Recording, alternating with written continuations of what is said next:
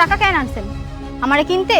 না, ছোটবেলায় তোমার সাথে আমার যে বিয়ে হয়েছিল সেটা তো ডিভোর্সের প্রয়োজন, তাই টাকাগুলো নিয়ে আসছি দেনমোহর হিসেবে। ডিভোর্স কি বাবা? আন্টি, রাইসা আর আমার যে সম্পর্কটা আছে সেই সম্পর্কটা আমি শেষ করতে চাই। আমি কোনোভাবে আপনাদেরকে ঠকাবো না, আর তাই এখানে অনেকগুলো টাকা আছে, যে টাকাগুলো আপনাদেরকে দিতে চাচ্ছি। যেই টাকা দিয়ে আপনি চাইলে আপনার মেয়েকে আরেকটা ভালো কোথাও বিয়ে দিতে পারবেন। তুমি কি সম্পর্ক রাখবা না?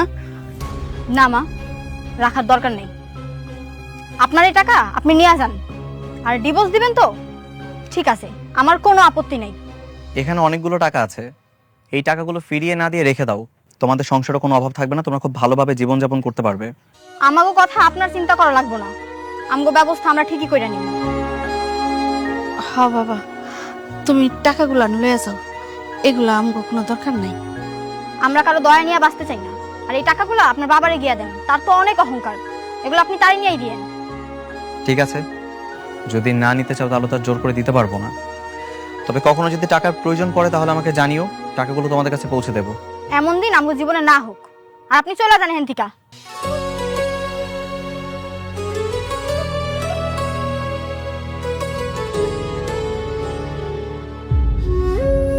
চলো।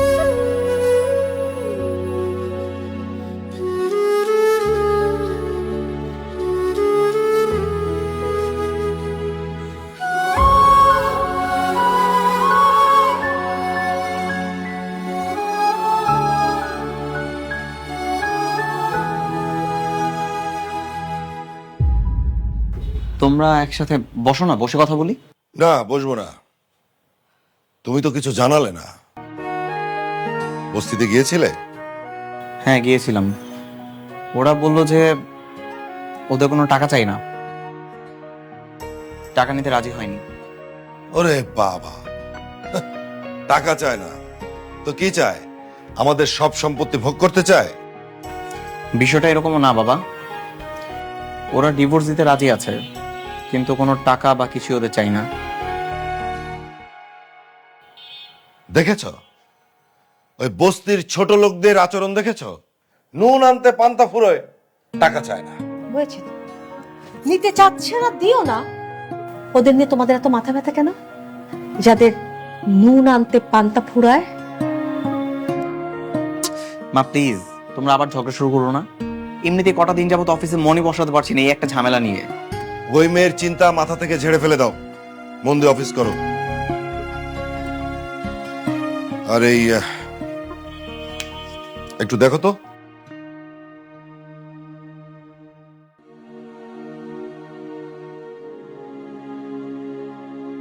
ছবিটা দেখে চেনা চেনা লাগছে, কিন্তু কে এটা? শোভান চৌধুরীর মেয়ে, বিদেশ থেকে লেখাপড়া শেষ করে দেশে ফিরেছে। ওর সঙ্গে তোমার বিয়ে আমি ফাইনাল করছি। হুট করে?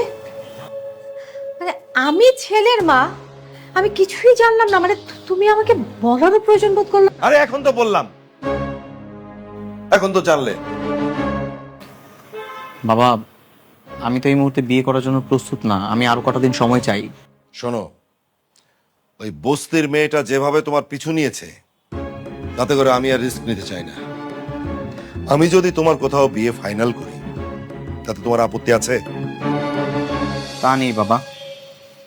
ঠিক আছে, ঘুমাও তাহলে।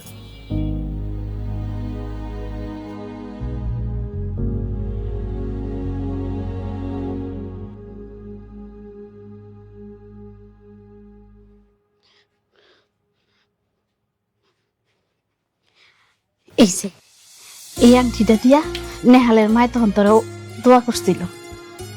এই আন্টিরা আমার কাছে রেখে কি করবো? হ্যাঁ গো, আন্টিরা ফিরাই দেওয়ানোর দরকার।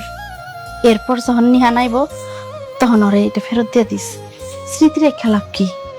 আজকে যদি আমরা বড়লোক হইতাম তাহলে তারা আমাকে ভাবে অপমান করতে পারতো না, তাই না মা? দুনিয়ায় টাকাই সব রে মা, গরিব মানুষের কোনো মূল্য নাই। আমি কালকে ওনার অফিসে যাই আন্টি ফেরত দিয়াম। আচ্ছা ঠিক আছে, দে। না,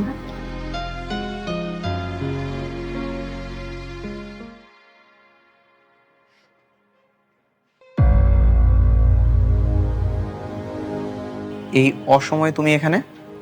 ভয় পাইয়েন না, আমি কোনো দাবি নিয়ে আহি নাই। মা কইলো ছোটবেলায় নাকি আন্টিরা আপনার মা আমার দিছিল। যেহেতু সম্পর্কটাই থাকবে না, এটা আমি রেখে কি করবো? এটা আপনার কাছে রেখে দিন। লাগবে না, এটা তোমার কাছে রেখে দাও। আমি যেহেতু এই আংটির ব্যাপারে কোনো কিছু জানতাম না, সো এটা তোমার কাছে থাকলে আমার কোনো ক্ষতি নাই, রেখে দাও।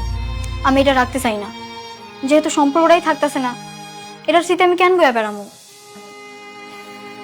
দেখো, তুমি এমনভাবে আমাকে কথাগুলো বলছো যেন আমি কখনো তোমার কোনো একটা শত্রু হিসেবে ছিলাম, কিংবা আমি তোমাকে কোনো কথা দিয়ে সেই কথা রাখিনি।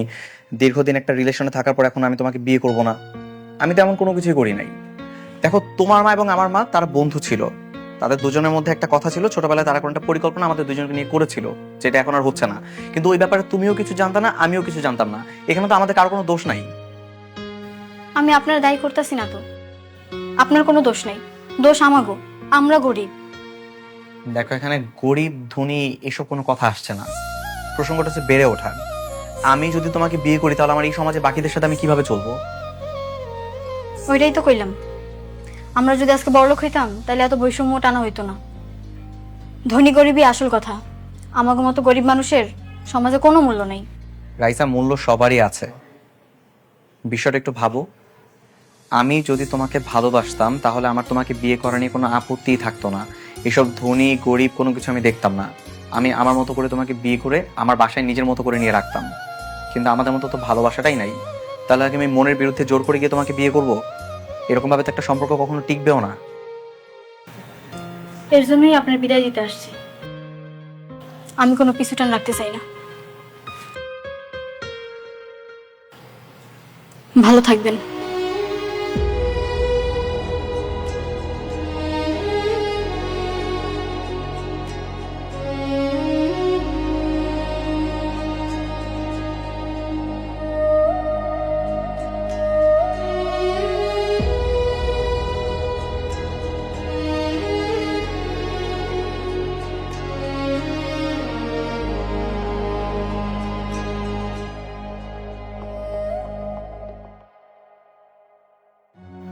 শোনো, বিয়ের কথা একেবারে পাকাপোক্ত করে ফেলেছি।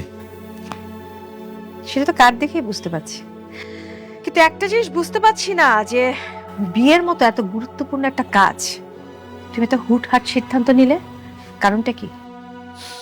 কারণ কারণ আমার ভয় করছে। ভয়? ভয়ের কারণ কি?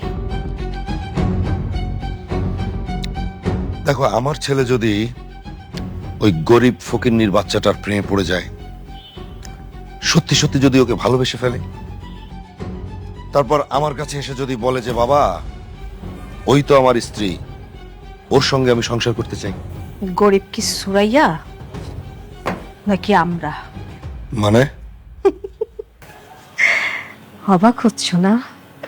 ছি, এখন থেকে 16 বছর আগে তুমি সুরাইয়ার লটারিতে জেতা 50 লাখ টাকা কেটে নিয়েছিলে। আজ যদি সুরাই ওই টাকা থাকতো তাহলে আমরা থাকতাম বস্তিতে, আর সুরাইয়া থাকতো এই। তোমাকে আমি বলেছিলাম না, তোমাকে আমি বলেছিলাম না যে এই কথা যেন কেউ না জানে, আর তুমি ভুলে যাও? ভুলে যেতে বলেছিলাম না? খবরদার, তুমি আমাকে একদম চোখ রাঙাবে না। তুমি সুরার টাকা আত্মসাৎ করেছো, আর এখন তুমি বলছো যে সুরায়া গরিব, ছোট লোক, অভদ্র। লজ্জা করে না? রাবেয়া, এই কথা যদি আমার ছেলের কানে যায়, যদি সে শোনে, আমি কিন্তু তোমার খুব খারাপ করে ফেলবো। কি করে? কি করবে? মুখ বন্ধ করে রাখবে? মুখ বন্ধ করে রাখবে? আরে মুখ তো বন্ধ করে আছি, তোমার সমস্ত কিছু, সমস্ত অন্যায় মুখ বুঝে সহ্য করছি, কখনোই কিছু বলি নাই। কিন্তু তোমার এই লোভ, তোমার এই টাকার অহংকারের জন্য দুইটা জীবন নষ্ট হয়ে যাচ্ছে। পস্তাবে, তোমাকে পস্তাতে হবে। রাবেয়া, আমি যেটা বলেছি সেটা